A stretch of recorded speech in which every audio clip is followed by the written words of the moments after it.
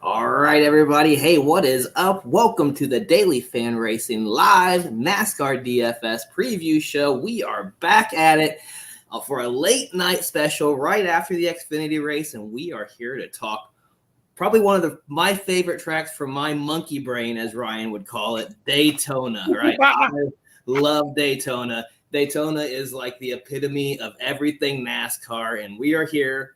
Daytona, man. And the only thing that makes Daytona better is Daytona night race, and that's what we get to talk about. So, Larkin, I know you got to be pumped up as I am about Daytona. Sure. Yes, it's actually something I look forward to just because of the absolute randomness that comes along with it. Like from a pure spectacle standpoint, it's fun. Because I know that's what it is going into it, I've kind of accepted it by now, and so I'm fine with it. I don't particularly like the absolute nonsense that happens at like standard ovals, like when you're just watching a Richmond race and shit goes crazy. I don't like that. But Daytona, I prepare myself all week for it, prepare myself that the monkeys are going to be happy, and I just kind of bask in the glory of carnage and chaos. Yeah, man, it's just so fun seeing, cars going. I mean, granted, it used to be a lot better when they're going 200, but still going to 180, bumper to bumper, 2 lanes. And I know sometimes it can be kind of stagnant where still like cars aren't moving, but I still would rather have a pack of cars where positions may not be changing as opposed to once some of these races where you'll get strung out, passes aren't happening then. So yeah, I think it adds excitement. Of course, at Daytona, the intensity picks up, ramps up as the laps tick off, and just like you get on your edge of the seat. Like literally, there's no other race throughout the year where I'm just so nervous about what could happen, anxious about what happened, and excited to see what's going to happen. But for all of those reasons, it can make NASCAR DFS, pretty tricky to get to the green. For all the reasons we loved Richmond 2 weeks ago about how predictable it could be, right? Daytona is the opposite. So let's talk a little bit about how you're looking at it from a DFS standpoint. Yeah, so I mean, Daytona is a significant stack to back type of race for me. I don't think that really. That's it. We can close it down. Is that it? That's it. We're done here. Not exactly done here, but yeah, there's a lot of just simplicity to just playing a lot of the back markers. That's certainly the way I like to go. When you look at the last 10 races here, 45% of optimal drivers started 31st or further back.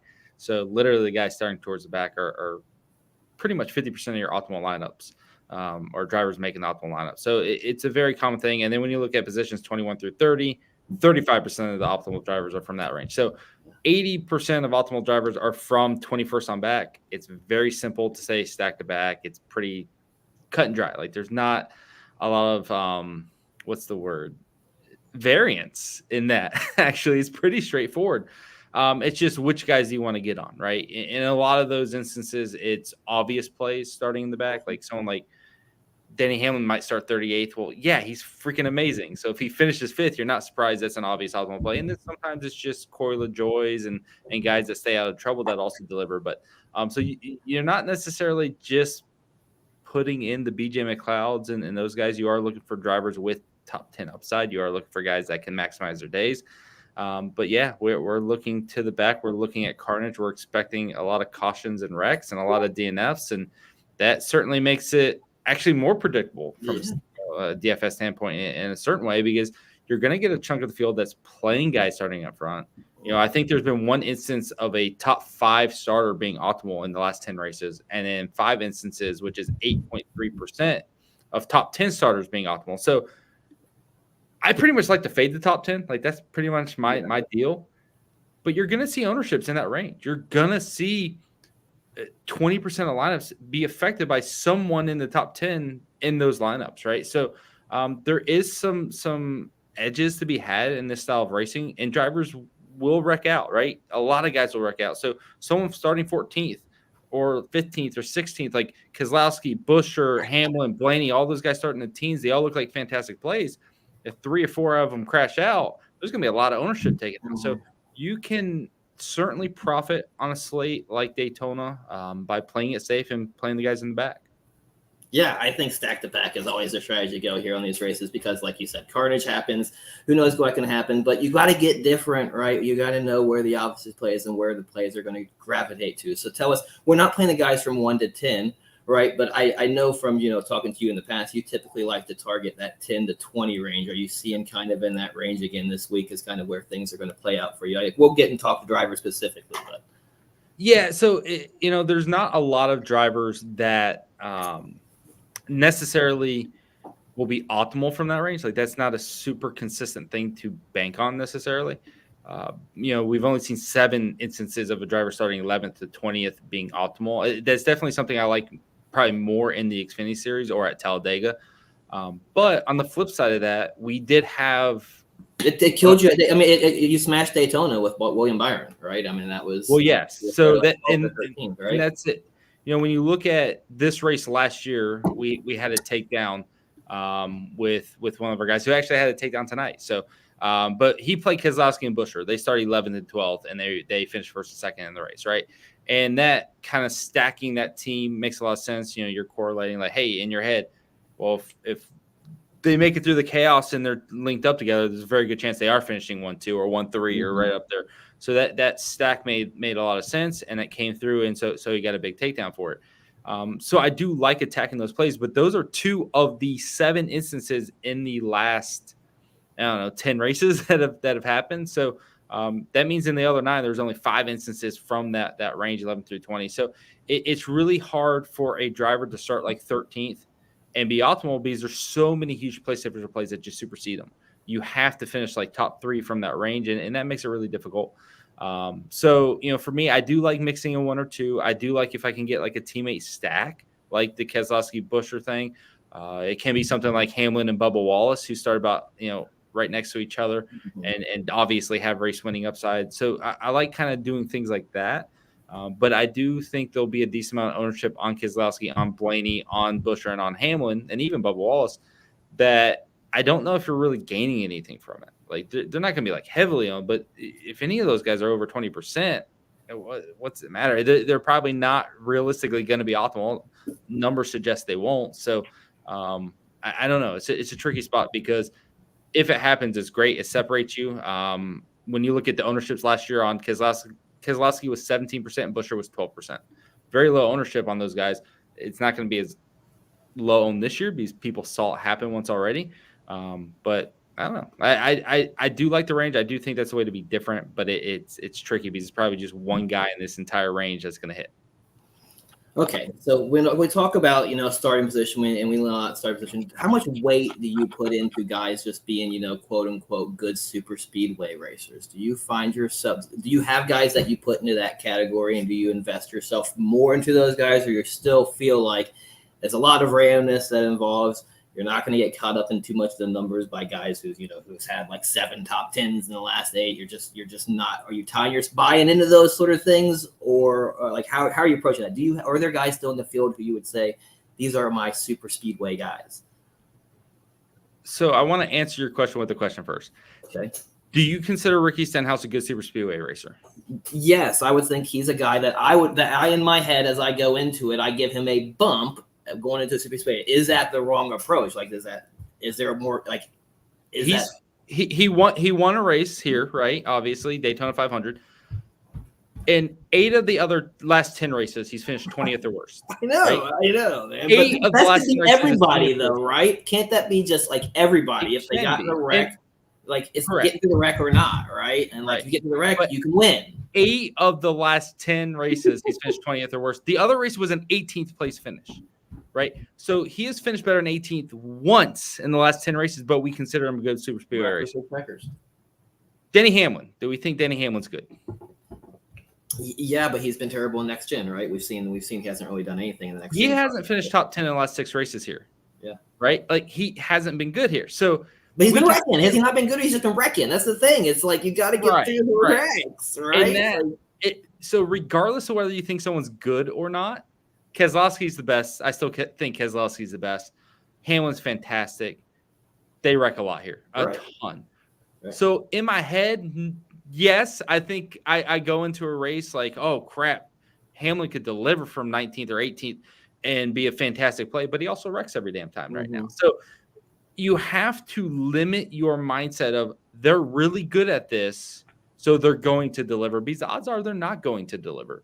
Really, the odds are the opposite way. The odds are going to be that they don't. Now, you still want But to chase the because upside. but because they're really good at this, isn't that kind of why they're in the middle of the shit though, right? Because they're up there, they're in the front, they're racing in these intense situations. That's for the front of the field where the big blocks happen, right? They're in the middle of the field. So yeah, they're high risk, high reward, but the reason they're high risk is because they're up running in the front, right? So at least they got that kind of they got that upside of what they get through, that at least they can kind of punch it. You can think they can win the race, right? As opposed to, Yes. some guys here who they might be much safer, where you're not going to be in the shit, right? Which we can talk about, but they're going to upside is going to be drastically increased by chaos, but they're not going to have that top 5, top 10 race winning upside, right? Right. And so the way I like to try to break down this, these slates for people is, yes, you can chase that upside. You can chase the race winning upside.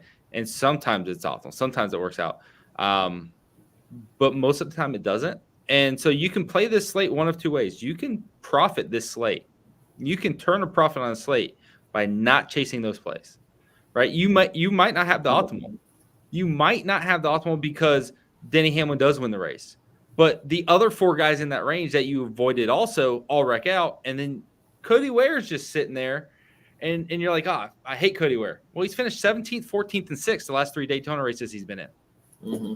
Would you take that right now? I'd take that right now. You can have Denny Hamlin as optimal play, because I got Cody Ware just doing his thing, and I got Corey LaJoie just doing his thing. And so you can play the safer, smarter route, and maybe it doesn't involve a $10,000 takedown, or you can start mixing and matching things. You can try to find, of the top 10 starters, there's 5 instances or whatever. You can try to find that one guy that does it. I think Austin Cindric, when he won the Daytona 500, started like 5th or 8th or something stupid. And like nobody played him because there's no reason to, but he won.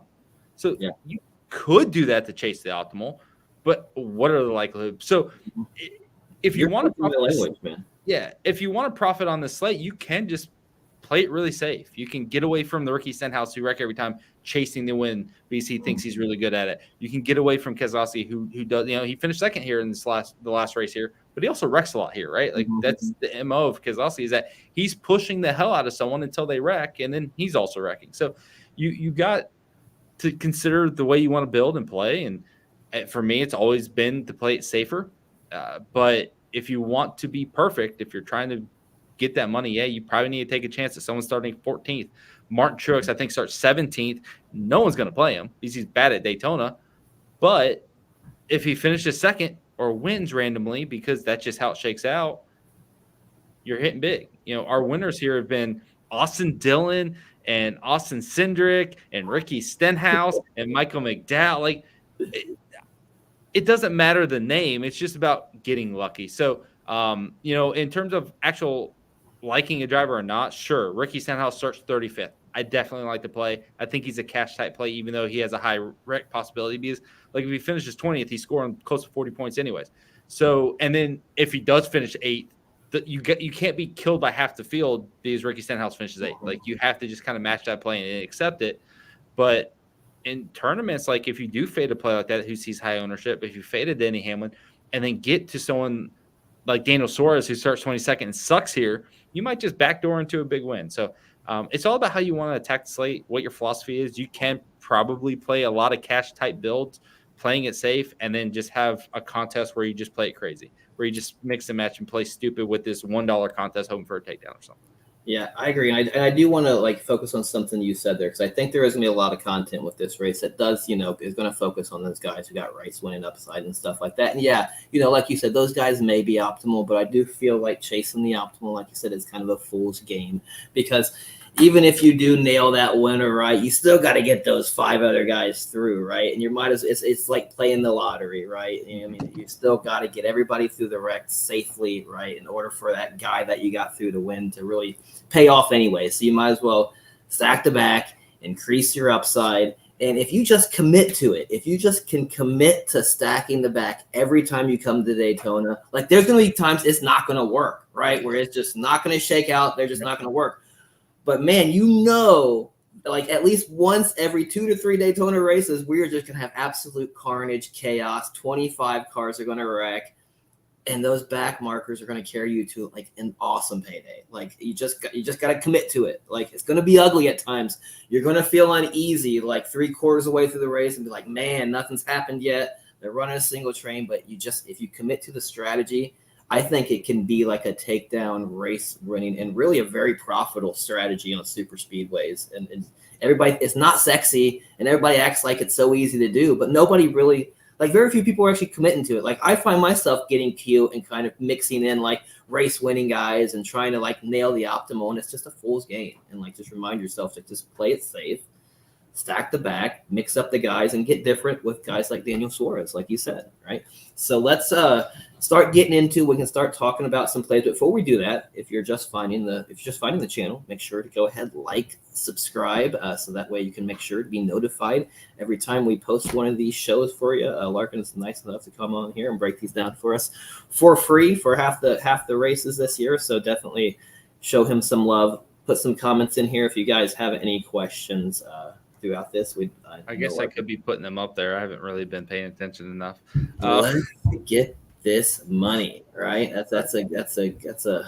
like that. So let's dive into this and start talking about some plays here. How do you want to go through this? I think it makes sense probably just to walk through this from a starting position, right? Since so much is committed on the starting position, we can go ahead and we're going to cross out the top 10, right? So we are going to just not even consider playing this week. McDowell, Gill, and Logano, Priest, Berry, Briscoe, Byron, Cindric, Larson, Chase, Elliott, right? I don't want to be that blanket on it. Like I don't want to say it can't happen. But again, we just talked about this. So we know it can happen, but we're trying to steer them in the direction of what we think is the most profitable. The one caveat to this is that I want to say is like we have those numbers as super likely, but you have William Byron 7th, Larson 9th, Elliott 10th. So you have 3 HMS cars all there.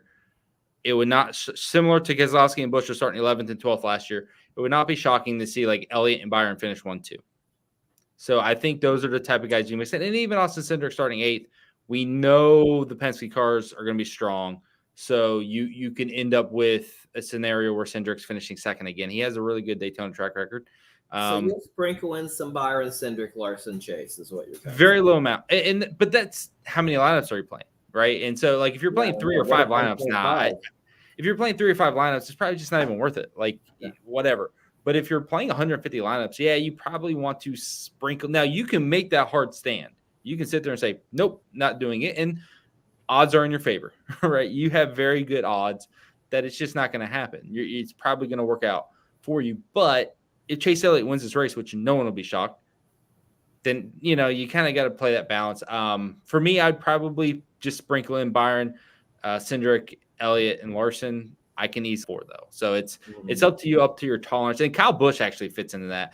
Kyle Busch is not someone I think is actually good at Daytona. I think there's a lot of like just Kyle Busch love and people think he's the greatest thing ever.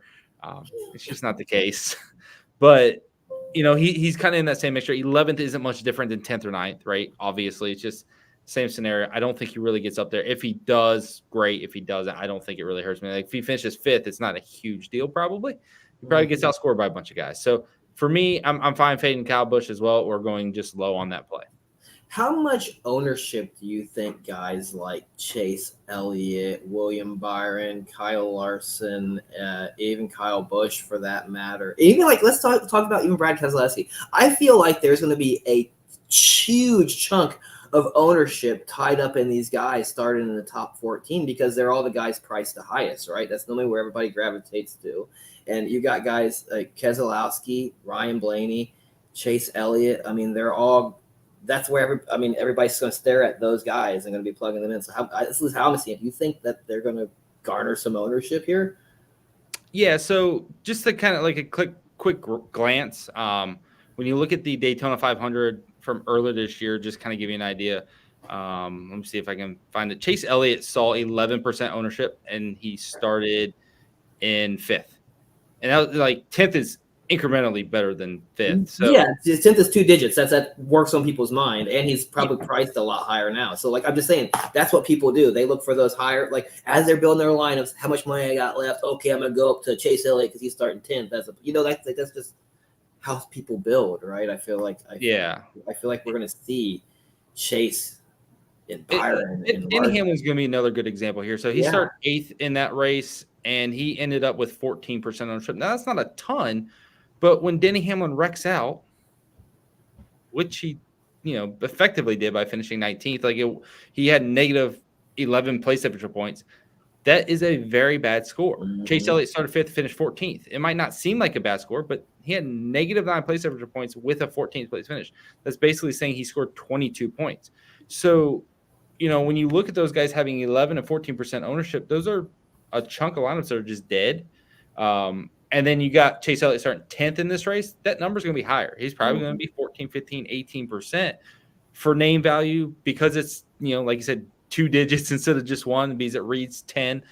He probably comes in at like 15, 16% ownership. And it's just not very likely that he hit. So you will see probably across that group, Byron, Daytona 500 winner.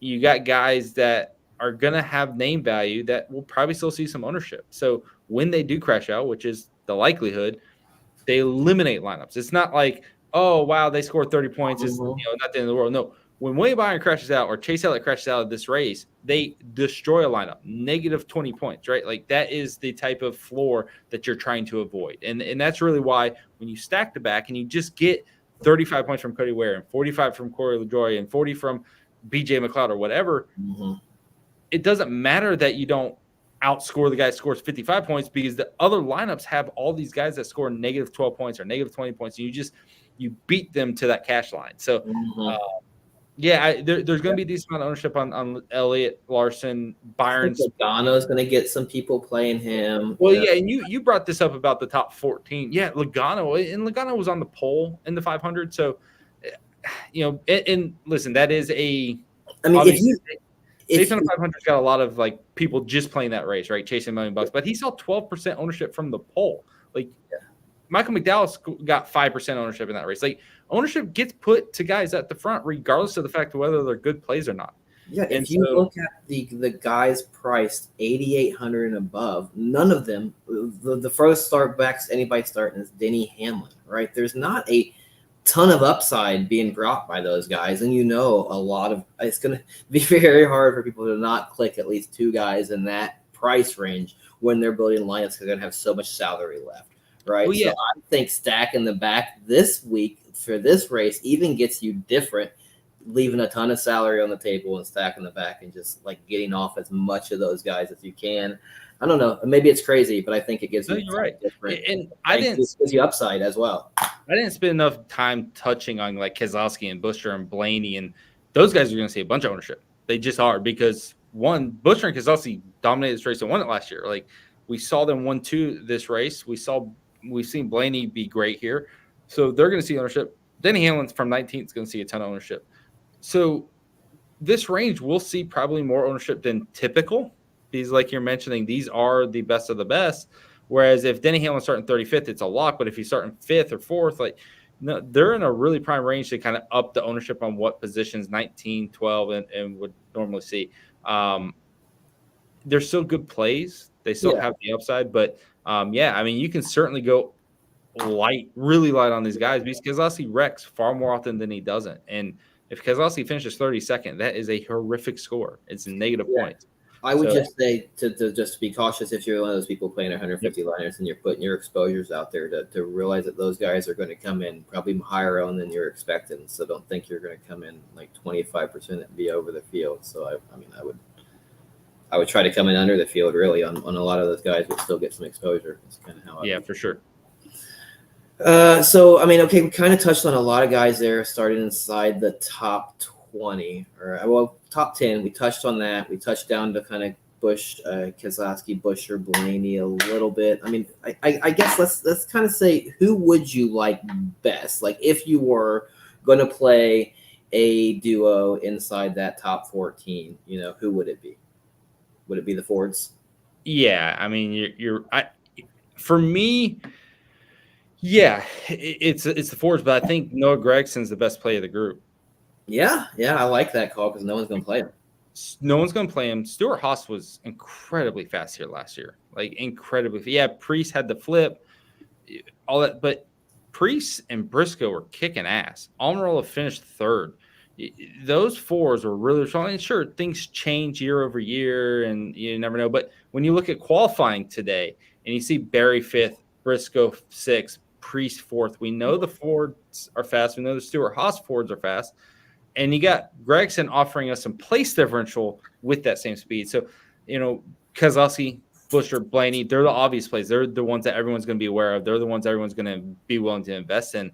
No one's really going to want to invest in Noah. I don't mind that to be different. It's kind of the same philosophy with Austin Dillon having wins here, right? Like you don't really want to play Austin Dillon from 16th, but he's won here twice. So to a point, it's like, anything could happen. These guys have the ability to reach it. I think Gregson's a low-owned guy that could do it. Austin Dillon's a low-owned guy that can do it. And then Truex, who's historically been bad on super speedways, is another guy. Like Hamlin and Bubba Wallace stare everyone in the face like, hey, we're great plays. Look at us. And Truex is going to get overlooked. And I think Truex sees a good amount of ownership underneath those guys. And really, because this race is so random, for lack of a better way of putting it, I think a play like Truex makes for a fantastic pivot. So I'd almost like to kind of start leveraging these guys, or just, if I'm going to be different, if I'm going to try to find the 1 out of 10 drivers who are optimal from this group, because that's pretty much what happens. It's 1 out of 10. I think I want to try to just be even more random and different and separate even more, because there's no rhyme or reason. Like I can sit here and say Denny Hamlin's great, but 6 straight races without top 10 suggests he isn't that good at getting the finish. So, I think you're fine, whatever you want to do in this range. Yeah, I like the Truex call. He's definitely a guy who's going to come in lower owned, who has that race winning upside. But again, like you said, I love the Gragson call, because Gragson's a guy who's been in more probably race winning situations on super speedways than Martin Truex has been in his short career. Right? We saw him. He finished third at Talladega. He was 9th at Daytona. Remember he was in the 42 car. Last year was it? The Talladega when he got wrecked by Chastain or something, when he was competing going for the lead there. Yeah, he was going for the lead. He was going for the win there, right? And he's starting 15, 6,900. We already talked about everybody's going to have salary to spend. No one is going to play Gragson at 6,900. You're going to get Gragson at 6% probably, and I think give me 10 to 15% of him, and you're probably looking in good shape if he comes through for you. So. Sure. Like that, like the Dillon. And then let's be, we're looking for, guys who probably get overlooked. It seems like even when we come to super speedways, a guy who is historically good at super speedways who still comes in under-owned but what do you think, Bubba Wallace? How's he going to come in this week? Do we like Bubba for one, which I'm sure you probably do, right? And then what do you think for his ownership's going to be? I don't think he's going to necessarily be overlooked. I think people are going to be pretty aware of him. The ownership. I just feel like people don't play him. Like I don't know. I don't like Bubba. Like I put 16% on him. I think people 2 years ago people really ignored him, and I don't know why, but I think we've seen that kind of trend the other way. I got him at about 16%. I can see that being closer to 20 if the field just really likes him. I think the biggest thing that kind of keeps that number down and around that 16 range is the fact that we have a really good group of guys starting in the 20s. Bell, Chastain, Reddick, like those are just so obvious plays that offer more place differential, and they're the exact same type of equipment, the exact same quality of driver and equipment, that I think Bubba's ownership still tails under 20%, which is good. He's obviously been very successful here. He hasn't finished worse than 20th in the last 8 races, I think it was. And he has 3 top 5s. So we know he's done a good job staying out of trouble. We know he's gotten high-end results. He's a very good tournament option. And anytime you can get a guy in that like 16 to 20% range, like it's not too chalky. And that's probably what all these guys. Hamlin's probably more 23 to 25, and then I think Keselowski, Blaney, Busher, Wallace are going to be 15 to 18, mainly in that group. So, and maybe one of them's a little bit less, maybe it's a little bit more, but kind of in that range. It's still enough that like if they crash out, it has a big impact on the slate. But if Bubba Wallace is third again, then that's a really good score. It's probably an optimal score, like point blank. And then 15% is not a lot of ownership. So if that's where it comes in at, that's going to be a decent tournament separator. So we're talking about Bubba Wallace. So one thing that we know, Bubba Wallace is obviously in the middle of the points battle, right, on that playoff bubble. How much do you anticipate? Do you anticipate points racing playing too much of a role in this race? Are you weighing it at all in any of your decision? Are you giving guys bumps ups or down for those situations, or are you just not paying attention to it? I don't really care. Like Bubba Wallace always goes to the front at Daytona. Like he's never been a guy that ride. He's been a guy that's like, I'm better out front, so I'm just going to go out front for the most part. Denny likes to do that as well, but for me, Does it matter with? I don't want to throw you off with the fuel saving, right? That we've seen with strategy of, hey, we want to maybe they take the points in stage 2, right, as opposed to conserving the fuel enough to put them in position to come out in the front on stage 3, or it's like, no, Bubba, if he comes out 15th to start stage 3, he's going to get to the front. Yeah, my only hope is that because this is a shorter race, that it's not as important, if that makes sense. Like the fuel window is not as significant. I hope not, because that's of a thing. But yeah, stages suck. The fact that we have stages in NASCAR is the stupidest thing in the world. No, that's not true. You know what? Something I thought There's today. A lot more stupid. But something I thought today, which kind of made me sad, sitting on the couch watching the Xfinity race, and I don't know why it came to me. And I just thought it was so sad, is we don't get the halfway flags anymore, right? And I'm like, oh my god, like they took that from us, and I like forgot they took it from us, but I just got sad on the couch realizing that we don't even get that joy anymore, or like the leader at halfway stuff anymore, right? It's so annoying that we don't give away points for leading a lap anymore. Yeah, I thought about that too. Like, guys buying, like, he's going to stay out just so he can get that point, that lap. Like, that would be a thing. Like, you would celebrate your driver leading lap. Like, he got that lap led, got that point for lap led. That'd be something like you're putting in your pocket as a fan, even though. Even leading the most laps was a thing, right? One lap for the most lap, 1 point for the most laps. Yeah. I have the NASCAR 50th anniversary Monopoly set, and I was looking at it right before we did the show, and it just hit me with all this nostalgia. I'm like, man, this shit used to be so cool. Like it literally. And then I sit here and I'm thinking about stage racing and points, and like, okay, do they need to get a certain amount of stage points to help them in the playoffs, and then fucking playoffs, and then green white checkers, and then double file restarts that create crashes in more green white checkers, and all, like, just line them the fuck up and drive. Like it drives me crazy. And then it's like you mentioned, fuel saving because of stages existing and all this other nonsense. At the same time, though, there's also several races where you just sit there and watch and nothing happens for hours, and you're just begging. You're begging like a caution. Please give me a caution. Like, I mean, there's plenty of situations, but yeah, that used to be just the NASCAR. Sometimes it happened, right? If you have sex with the porn star every time you have sex with, like, it's gonna get boring. Like, sometimes you need a boring race to make an awesome race awesome. Like, sometimes it just needs. You need to breathe.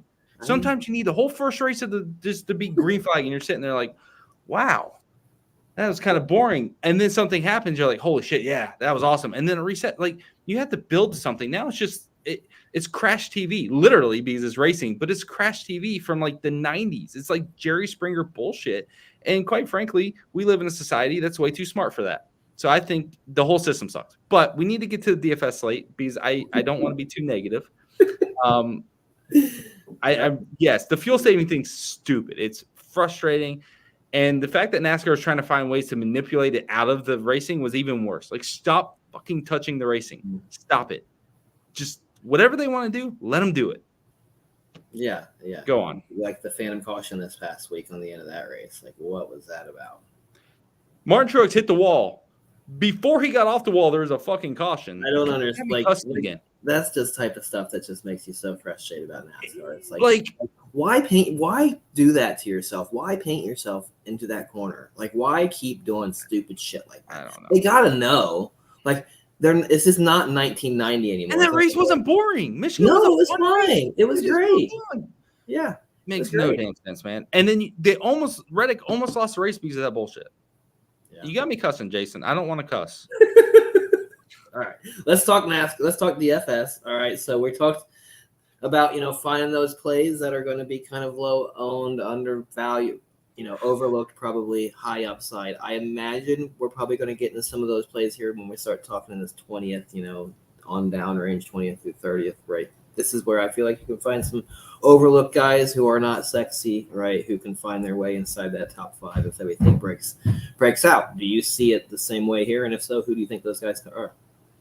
Yeah, so I love the range 20 through 29.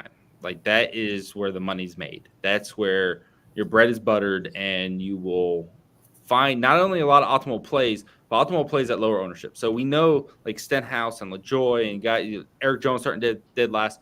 Those guys are going to carry a ton of ownership just because everyone or not everyone, a large majority of the DFS players understand what this race is now, right? So they're going to see a lot of ownership. And you got guys like Chastain 24th, Reddick 25th, Gibbs 26th, Bell 27th. That's the chalky version. That's a chalky group. But then you have pivots like Daniel Suarez or Harrison Burton, who I don't mind, or Daniel Hemrick, who has finished 16th, 12th, and 18th in 3 of the last 4 races. Like he's getting good results. So you have this group that carries so much place differential upside that starting 26th and finishing 10th is a massive score. That's a massive score. That's 50 points. That's putting you right in line for an optimal contender, right? God forbid they finish like 5th. But then you have plays like Hemrick, who finished 12th from starting 28th, and they're just smash plays. They're phenomenal scorers for you. They're guys in cars and with enough track history, enough things that they can make it happen. Daniel Suarez sucks at Daytona. But he starts 22nd. If he's 8th at the end of this thing, that's going to be a killer score. So I like this range a lot because 35% of our optimal plays come from this range. Like just numerical, like statistically, like we need to attack this range, right? But then also on the flip side, we have a lot of really good chalk plays. Reddick, Gibbs, Bell, Chastain, they all make a lot of sense. They're also going to probably wreck. Like there's going to be 2 of these guys that are probably going to wreck just playing the averages, maybe more.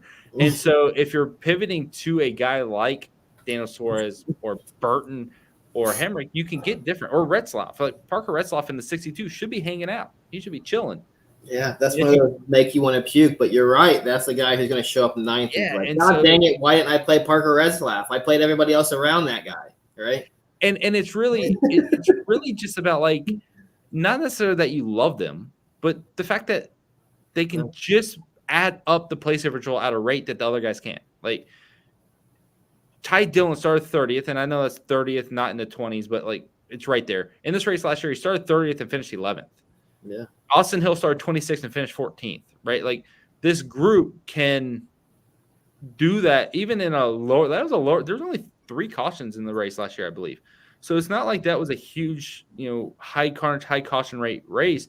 There's only 9 DNFs, I think. And so you're talking about a race where that was actually lower carnage than normal, and they were still able to get those finishes. You get a higher carnage race, and those guys are even going to be propelled higher. So these guys, regardless of whether you think they're good or not or whatever, they carry so much place differential weight that if they do finish towards the front, they deliver. And that's why you see that 35% number, because the 1 or 2 guys from this range that finish top 12, which happens nearly every race, they are optimal, And so last year, Chase Elliott started in this range. Obviously, Chase Elliott's a chalkier type play, but Chase Elliott was 23rd. William Byron was 27th.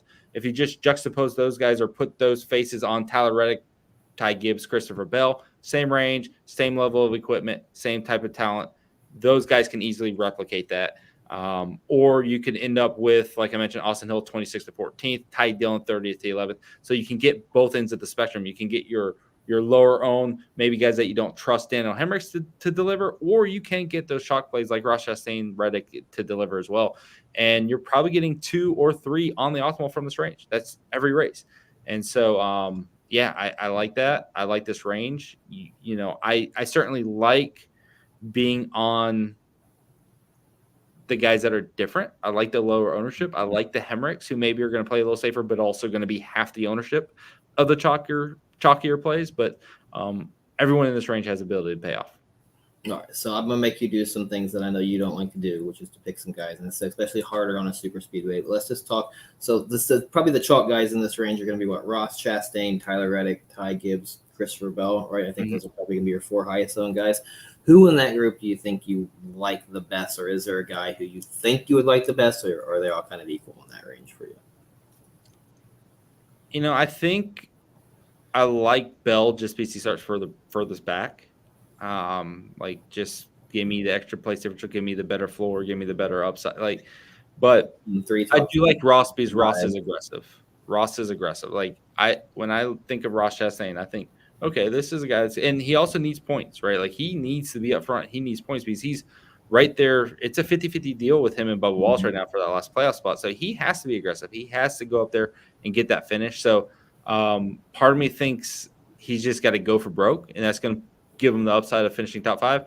Or the other mindset for them is play it safe, stay out of trouble, and maybe he's running out his day with the 8th place finish and watching Bubba Wallace wreck, right? Like, so you can make the case for either happening. So I don't really care that he's on the bubble and racing for that. It's just, I think either way he plays it, it could result in a good finish. And I just like Ross's aggressiveness. Like I always have, even with like Keselowski and Stenhouse and Ross Chastain, like those guys. Yes, I know the potential's there for them to wreck, but then the upside when it goes good is also fantastic. So I like Ross, and he probably I don't feel like people love him right now, but who knows? Ownership, he's probably the highest owned in this range. I don't know what I'm saying. No way. Bell's highest owned in this range. Bell's priced higher than him starting further back. So is Reddick is priced higher than him starting further back. That's how people go. It does matter when people are looking and picking out, when you're casuals or picking their lineups, they're going for the guy. They feel like the highest priced guy is better. That's who's cost the most. And when it's probably right. I'm telling you, look, it's correlation on ownership. I've looked at it in super speedways. That's just how people build lineups, especially when they got money. They always got money on super speedways. You're never looking for dollars, so you're spending the money and getting the guy that's starting further back. That's just what people do. Yep. So I buy into that. Yeah. So of the lower owned guys, right? Who do you think would be the pound for pound like best upside versus lowest ownership in this range of like Hemrick, Retzlaff? I don't know if we want to count Suarez Hill in that because they're kind of starting a little further up, or maybe they are because they could. I mean, Suarez has race winning up. No, I think Hemrick's the best play of the group. Like starting where he does, he has the upside that to add a huge chunk of place differential. And I don't think he's going to see a ton of ownership at all. Like just period. I don't think he sees a ton of ownership, and so that combination. Like he was 13% owned here in the 500. People don't generally like him, and I don't blame them because he's not exactly a great driver. But he started 37th. He started 37th and was 13% owned. Now he's 28. So much lower owned. Yeah. So for me, that's just a screaming value where it's like, man, if he comes in at like 10% owned or 9% owned and finishes 10th or 11th or 12th because he stays out of trouble, that's a great day. And I do think he can do that. Retzlaff but we're talking about a very young driver with not a lot of cup experience. It's just, and that 62 hasn't shown a ton of speed. Like they just haven't, even with Austin Hill, like they were never really contending like that. So, I don't really love that play in general. But that's also why it could work, right? Like that's the type of reason why, hey, this could work out. To give you another idea, LaJoy started and AJ Allmendinger started 28th and 29th. And so LaJoy starting 28th was 20% owned, and AJ Allmendinger was 16% owned. And then I actually gave out the wrong ownership number on Hemrick. No, I didn't. Wow. I just projected it right. I gave out my projection just a second ago, and it was actually just 13%. So I projected it right. I'm a genius. But no, like Corey LaJoy at Daytona has been a godsend for DFS, and he was still only 20% owned from the starting position. Yeah, and what was he priced at? Yeah, so I just feel like Hemrick's going to get overlooked, and he has the potential to deliver. What was LaJoy priced at when he was 20% owned? LaJoy was $6K. Yeah, so right about where he's at now. And I think that's the other thing is when you look at guys like Hemrick, guys like Retzlaff, these guys who are priced in that 5K range is typically you're going to get so low ownership on them here at Daytona, even with them starting in these 30s, because nobody is typically typically the casuals are not jamming two guys who are priced at 5K in their lineup. They just typically aren't doing it. So people are typically choosing between it. So even a guy like Dustin Haley, who you think is an obvious play, start 36 for 5,500, he is going to come in lower than what you'd expect because people aren't jamming like Haley and LaJoy together. People aren't saying Haley and Hemrick together, right? So it's just people are choosing, right? So it kind of narrow that ownership a little bit to more. kind of go back in on that too, to kind of give more of an understanding of ownership. Josh Berry started 30th and Ryan Preece started 25th in that race. And I was flabbergasted by their ownership. Like it didn't make sense to me. It still doesn't. Preece from 25th was 5% owned. Mm-hmm. Josh Berry was 13% owned.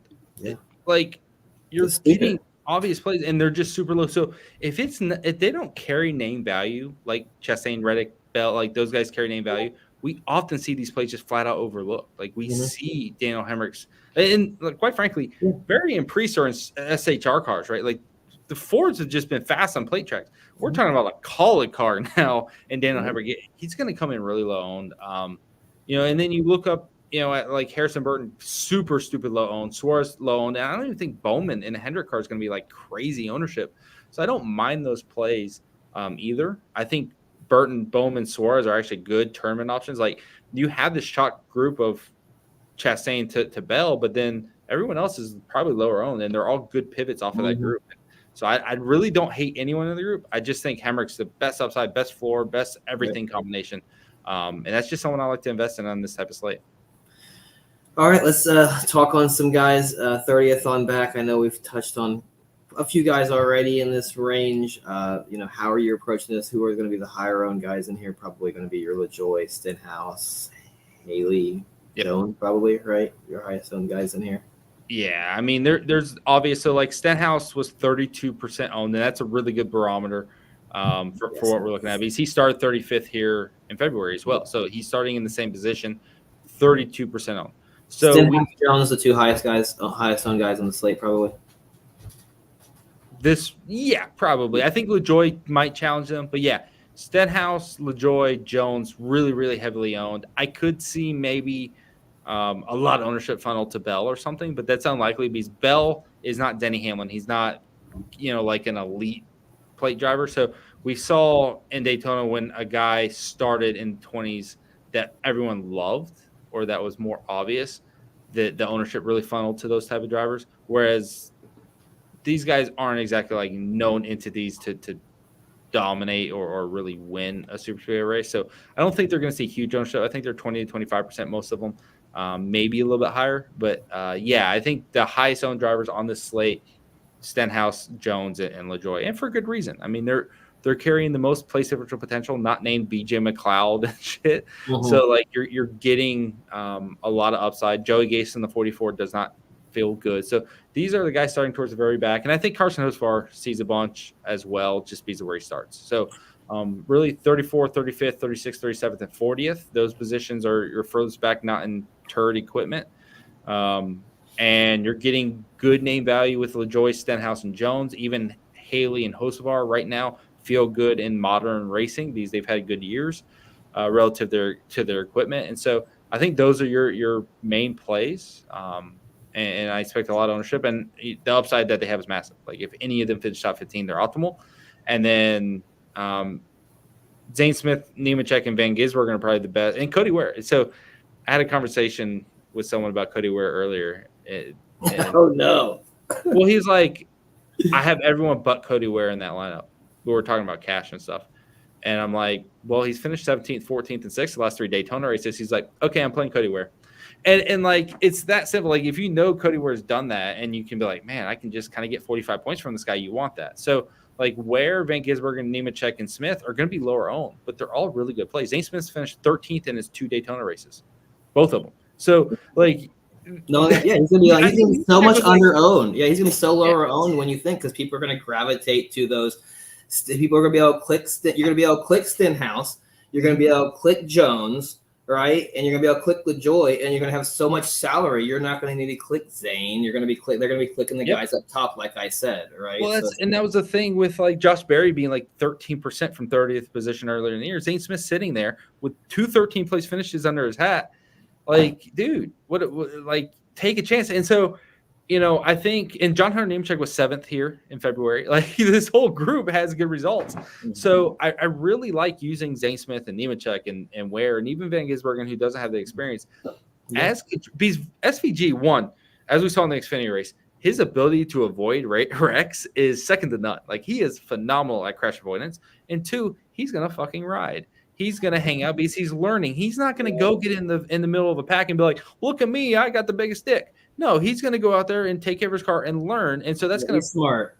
It's gonna give him the opportunity to run every lap. More likely than not. Now, you never know when Jeffrey Earnhardt's going to wreck somebody, but he may just join this race to take out the field again. But for the most part, I feel like that's a safe play. And so you got 32 to 35% ownership probably on Stenhouse. Same thing for Jones. Same thing for LaJoie. Probably 20 to 25 for Hocevar and Haley.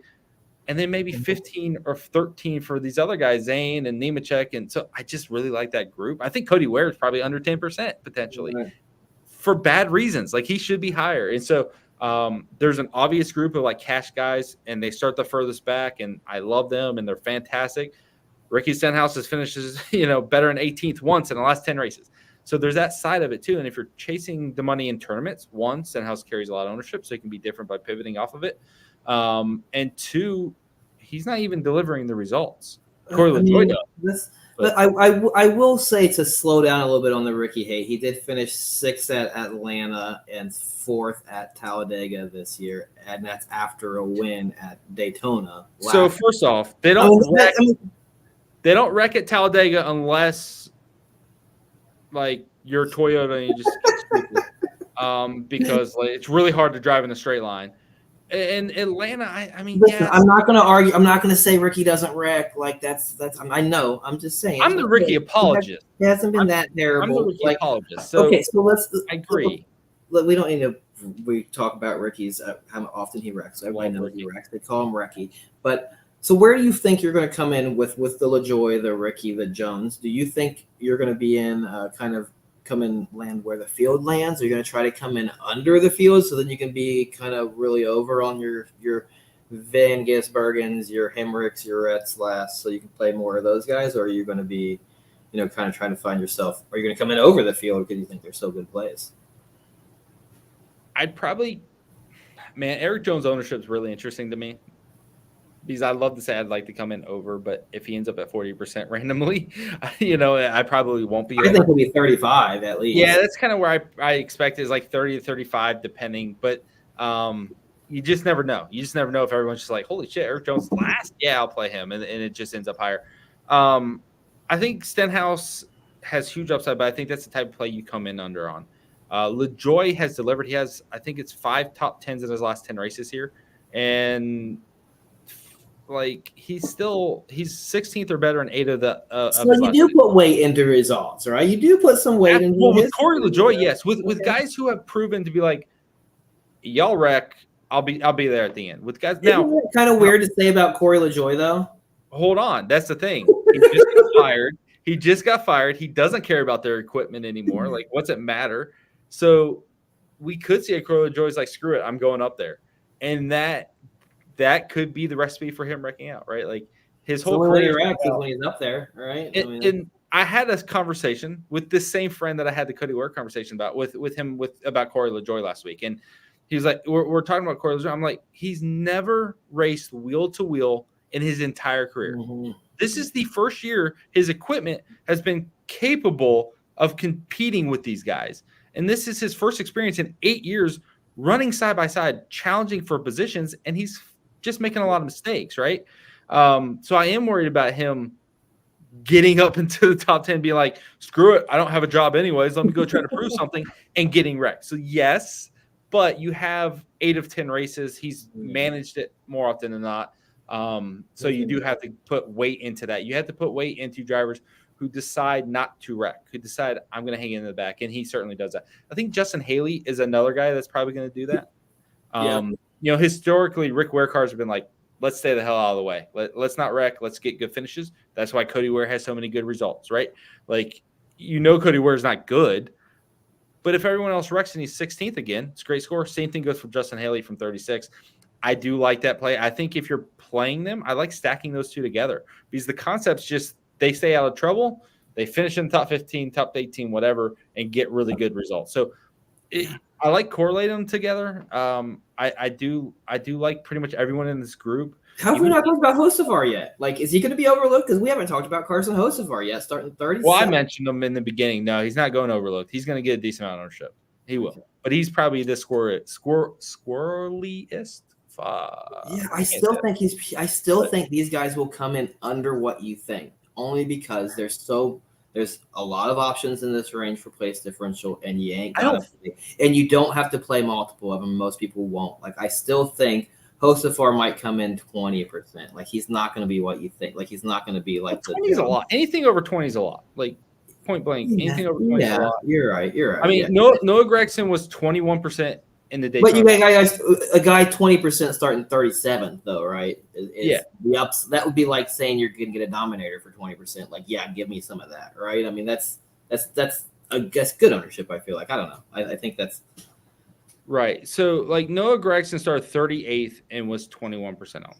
Like, that gives you an idea that people do not. Now, the one thing about the Daytona 500 is you get so many casuals that play just that race that it does skew it a tad. You have at this point in the season, you just have a sharper audience, right? Like, our show gets less views. My subscriptions dwindle in NFL season. Like, people aren't at that peak beginning of the year. Like, you just have so many casuals at that point that do what you're saying, that do play up there and play the biggest salaries and the biggest names and all that. So it's a little bit different. But also, you mentioned it all the way back when we were talking about the guys starting at the front. All of our best drivers are starting at the front. All of our high-end salaries are showing at the front, right? Like, we got our top-end guys that aren't really good plays because Byron and Elliott and Blaney and Keselowski and all those guys are up there. Logano, like, you can't really get to them because so where's the ownership going? It's either going to be really spread out just throughout the whole field. It's just going to be like 15% on this guy for no reason other than it's Chase Elliott, 15% on this guy, 20% on Keselowski because his bracket is like, okay, if that happens, so be it. But I think you're going to see a lot of the slate is going to be like 15, 14, 13, 15, 15, 14, 15. And then back 4 or 5 is going to be like 25, 25, 30, 35, on like the Jones and the Stenhouse types. And you're just going to see these back guys basically be like 2 in almost every lineup. Some lineups are going to have 4. I think it's going to be overwhelming because there's not a Chase Elliott starting 24th, because there's not an obvious, Ryan Blaney starting 28th or something like that, where you're just like, man, I got Kyle Busch starting 32nd. I want to hammer that. Mm-hmm. That doesn't exist in the slate, and we have seen that in the past on Super Speedway. So I think we may end up getting a what I expect to be in that 25 range for most of these obvious plays. So who do you think is – so with that being said, who is your favorite sneakiest play in this 30 range? Is it SVG? Is that your – No, it's Cody Ware. Cody Ware? Okay. No one wants to play Cody fucking Ware. Yeah, you're right. I don't want to. No one wants to play him, and he has the results. It's the perfect setup because no one wants to play him. Finished 6th in a race at Daytona. Anyone can do it, and I'd rather get the guy at 3% ownership. I don't mind, playing into the chalkier plays either, but yeah, I think Cody Ware is a fun one to be different with. Give me BJ McLeod over Cody Ware. That's fine too. BJ was fast at Talladega. I know. Remember that? Like, he drove up there. That's what I'm like. Fun. Give me some. Like, I hope he brings that again. Like, give me some BJ because he's gonna be 4% owned. You need everybody likes a good BJ. Am I right? There it is. It took you long. I know. A little slow. It's 11 o'clock at night. All right. So let's wrap it up. Yeah, I think we're good. I think we covered it pretty extensively. Are we an hour into talking about a super speedway race? That is pretty. Yeah, what happened? I think it went off the rails when I started bitching about modern NASCAR, and then we just went for it. If you enjoyed it, though, like and subscribe. But now this is the segment of the show where we wrap it up and we give you a concise plan for the slate tonight or tomorrow or whenever you're listening to it. So we're going to start us off and give us a core 4. These are 4 guys that Larkin is confident is going to be optimal, and you should be building your lineups around some combination of these 4. Now, granted, that combination has sometimes been 1, but some combination. Yeah, this is pretty straightforward for me. It's my core four is to play it safe. So it's going to be Corey LaJoie, Eric Jones. It's going to be Ricky Stenhouse, and it's going to be who's the other one? So you're going to be constructing a lot of your lineups around the chalk, it sounds like. Well, it's core. It's core for you're yes. I mean, if I'm playing 150 lineups, I'm going to be heavy on those guys because the reason they're chalky is they have the biggest upside. They're the best options. If I'm playing cash, they're all in it. Yeah. So like it's still a core play for me because that's where I'm listing. That's where I'm putting the most amount of my money in. But like I'm not crazy enough to make the stand like, yeah, I'm playing 10% Ricky Stenhouse. I ain't doing that because he can finish fucking fifth. Like we know he can win. We've seen it in the past, 18 months. So I'm playing into the ownership. I think LaJoie and Jones are my favorite two. Stenhouse, I'm just doing these ownership. I don't think it's bad. I think you can still get different enough elsewhere. Like I think you can still build a lot of combination of lineups with guys starting 25th on back, using those guys still, and still having a lot of low-owned, underexposed guys that can still come through for you. So I don't think it's a bad call. I'm not giving you shit for it. You're giving me shit. No. Last guy I'll probably say is Daniel Hemrick. It's not a good sexy pick. Not a good pick. He's about to say it's not a good play. So. But he gets results. I don't know. That's probably a play that I'm going to overinvest in because I want the ownership leverage and because he gets decent results and because I just like the play, for no better reason. And sometimes it's just about how you feel gut-wise, right? Mm-hmm. So Hemrick's going to be that other guy where I'm overly invested. He gives me a decent floor and a decent upside and great ownership leverage. Okay. Got the core four there. Let's move on to what the hell do we do next? Core four. Top four starters next. And 4 starters. That's it. You're just gonna. Yeah, I mean we can make that the top 8 starters if you want. Okay, top 8. Fade 8. Again, statistically, they're just not optimal, so I'm not going to invest in them. And the 4s are horrible. Can you tell us, for fun, what is the one chalk play on the slate that's going to bust? Ricky Stenhouse. Got it. You put him in your core, so that's guaranteed happening. That's usually how it works. I had Ryan Ellis was in my core tonight. I was so happy about it, and then he wrecks lap 1. It's like okay. Yeah, I always remember. I used to always hate when I'd put Stenhouse in the core, and then he would fuck up, and people would mess you "What are you thinking? Why?" And then I have nothing to say, but yeah, you're right. I don't know what I was thinking. I don't know why I would put Stenhouse in the core. You know what's going to happen every time. It's never worked out. It's never been look at that. Stenhouse in my core, and look at that, we made a bunch of money. That's never happened. I don't. Core doesn't. Core doesn't have to mean you're 90% invested. I got an argument one time. People are listening. That's what they think, though, right? I got in an argument one time when I was with DFS Army because I gave out 5 core plays. I'm like, what the fuck are y'all talking about? 1, I can afford all 5 in the damn lineup, and 2. If I'm 35% on all 5 of them, they're core plays. They are my core plays. They are who I'm most invested in. So regardless of whether I like Stenhouse or not, whether I think he crashed out or not, that's where most of my money is going to be invested. So he is a core play. Now, would I like other people? Sure. You want to know how the people view a core 4? The people think you give them a core 4. It means they play in the 4, and then they can play whoever the hell else they want in the other 2, and they're still cashing. But it's up to them to get to the green, to get to the takedown. That might work in NFL. That may work where it's here, I gave you the 4 best plays. Now just go do something. This is fucking NASCAR. They may wreck on the last lap after leading 200 laps. It doesn't matter. Jesus. Anyways, yes. Yeah. He's my core 4, but I also am fully aware of the fact that he's probably wrecking. So all right. So when Stenhouse if he wrecks and finishes 21st and score 35 points, did he hurt you?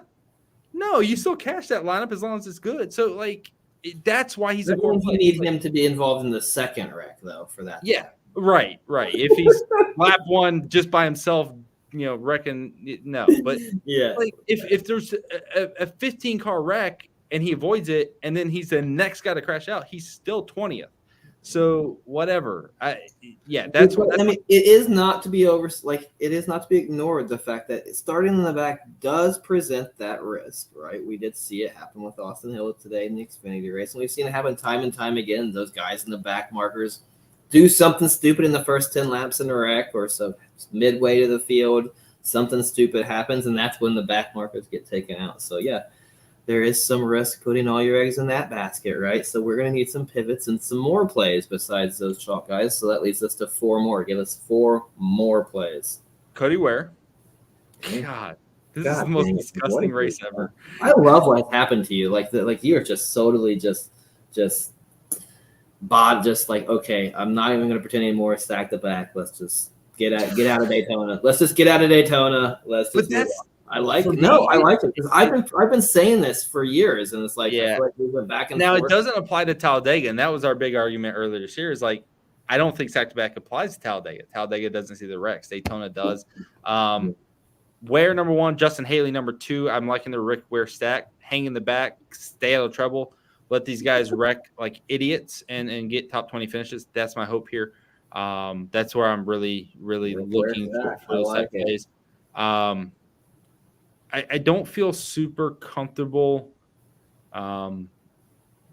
necessarily with this one, but I'm going to give it up because I want it to be a tournament play that we are kind of invested in. That's Martin Truex. Like, I don't think like Martin Truex feels like a really good tournament play if he can reach that upside, but he may also just do normal Truex things and be bad at plate racing or Speedway racing or whatever we call this thing now. So Truex is a guy I like, and then I do think there's the opportunity for someone starting like 11th to 22nd to deliver. So I do want to go ahead and give out my man Austin Dillon.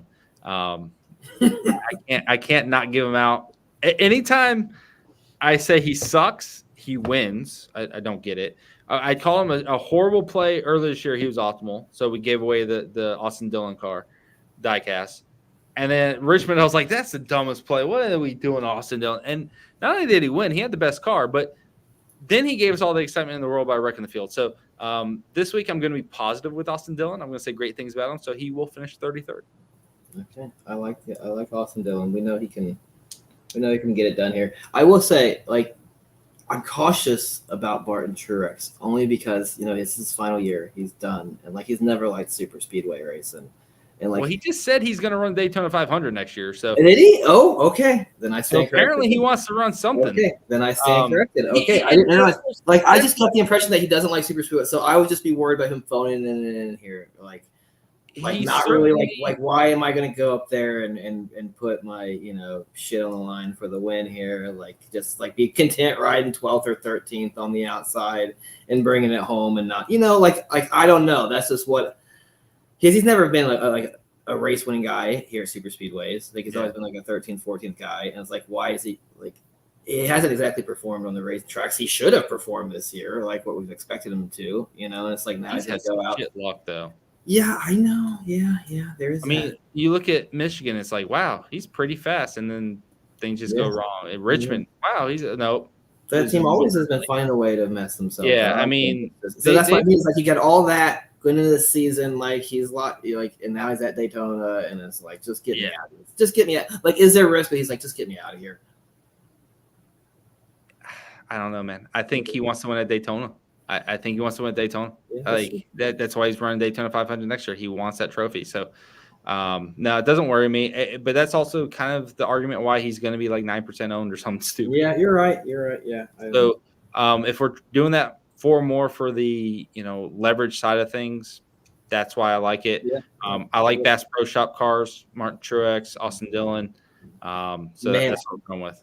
I thought Anthony Alfredo was going to break me today and get another camo car in Victory Lane, and I was like, that would have been crazy. Another car. Like, man, I'm just breaking my freaking bank every time a camo car gets in Victory Lane this year.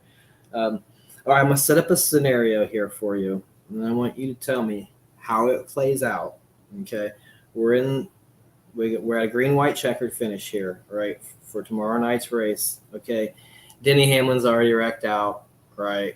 Ryan Blaney's already gone. Fantastic. Keselowski's gone, but Buscher's still in there somewhere, right? Yeah. You know, it's been the big wreck, and we got a restart in the final 2 laps here, and we got on the front row Austin Dillon and Ross Chastain, and starting behind them we got Ricky Stenhouse and Kyle Larson. What happens on those last 2 laps? And is there like does any fans make it out of that arena alive? Like what happens? Noah Gragson wins that race. Yeah. The other Bass Pro guy. That's what Daytona is, man. It's probably going to come down to something silly like that. And that's why, you know, at the end of the day, I kind of go into this race hoping we get some chaos, a surprise winner. I think it'd be really cool. Even though I don't think he's a good DFS play, I would love to see like Todd Gilliland get a win. That's what I want from this race. I show up thinking at Daytona, like, man, can I get a random winner? Can I get a Cindric? Can I get a Stenhouse? Can I get a Dillon? Can I get someone different? Not for the playoff thing, because that's whatever. They don't have a real shot at the championship, but for them to get a trophy, for us to get the excitement of that happening, for us to see someone win in an exciting way, because all Daytona finishes are pretty much exciting. You know, like that's fun for me. Like that, I do get enjoyment from. So that's my hope. I hope we get a scenario where it's those type of guys up front, ready to wreck it out for the win. Yeah, that used to be what I used to love about Daytona too. Is you just never know who's going to win. You get those Cinderella stories and those guys that show up. And I know we didn't talk about Todd Gilliland because he just doesn't make sense from a DFS standpoint. But what I haven't looked at any of the numbers here for this week. But I think it's always fun to throw a few bucks on guys like that who are starting towards the front because he's got speed. Like he can win this race. He qualified second. I'm sure his number. I don't know what his odds to win are right now, but that's when betting's fun, is to bet on a guy like that when they're up there, the sweat becomes even that much better, right? So now let's wrap this all up with, we have had, right, at Daytona, the Next Gen era, 5 different winners, right? You've mentioned them earlier. Dillon, Cindric, Buscher, Stenhouse, Byron. 5 different winners at Daytona. Do we have a 6th different winner, Larkin? Yep. We do. Absolutely. Who is it?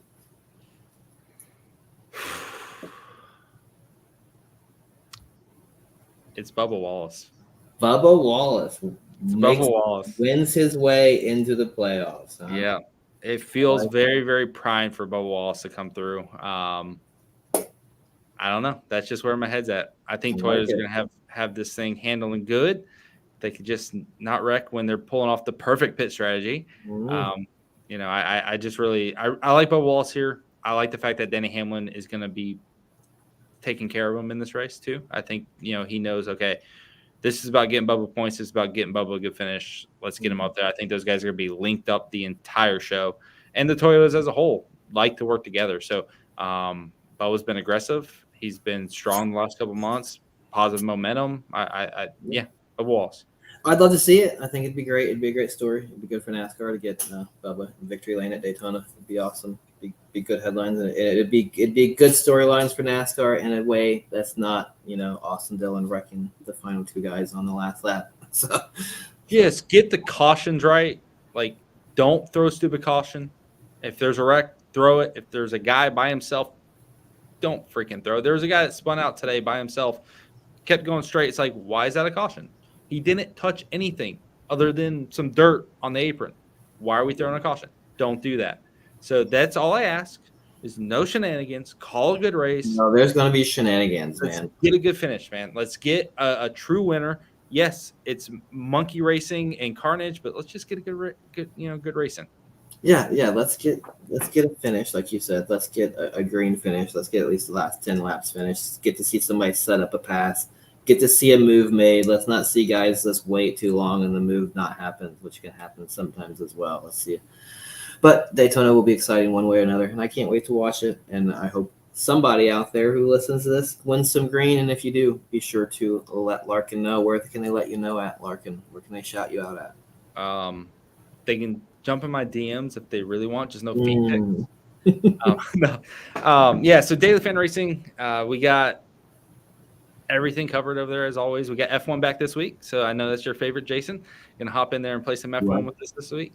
We got Milwaukee Truck Series on Sunday as well. So we got 2 races on Sunday. This race tomorrow, so plenty of content over there. Got a free Discord if you want to jump in there, come hang out. That's it. I don't know. I don't have anything. Sorry, Mom, for cussing so much. But you worked up a little bit this week, dude. I hate it. It gets me so frustrating. We will be on the lookout. We will be doing a giveaway for the end of the last race of the season. So more to come on that. Check out my Twitter, details to follow. So my Twitter @DFS NASCAR. So that's first I'm hearing of this. This is exciting. Nice. Thanks for everybody for watching, and we will be back next week to wrap up the season finale at the Southern 500. Darlington should be a great race. Yep. Another See one. you guys. Thank you.